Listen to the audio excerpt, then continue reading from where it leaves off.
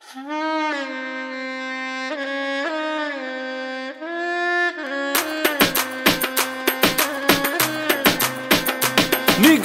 για να ακούσω, για να δω. Κάντε λίγο πάνικο, εγώ θα λέω τι του βρήκες.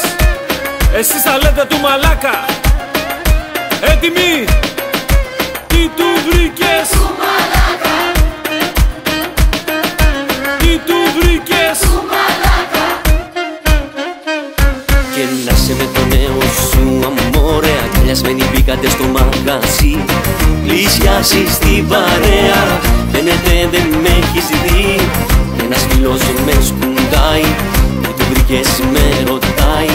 Σίγουρα μας κάνει πλάκα, κι εγώ πάλι αναρωτιέμαι. Τι του βρήκες του μαλάκα?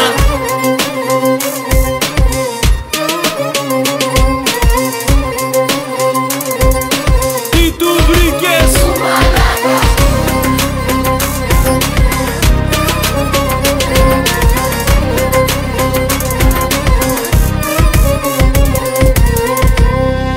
Η άνοιση σου αυτή θα με τρελάνει, τι δεν στα κάνεις όλα αυτά.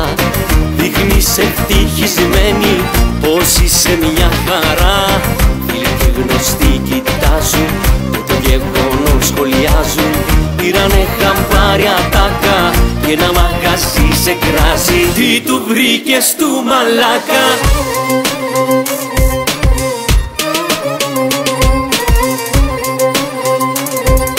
Τι του βρήκες? Του μαλάκα.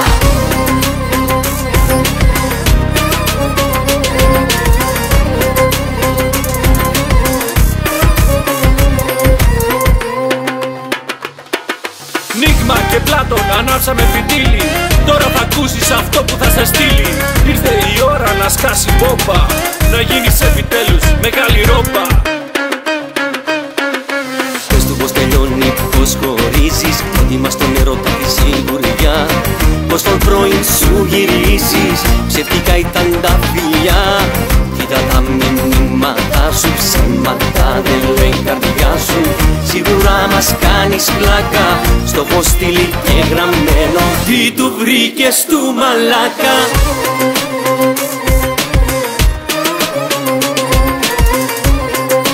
Τι του βρήκες? Τι του βρήκες του μαλάκα? Τι του βρήκες του μαλάκα.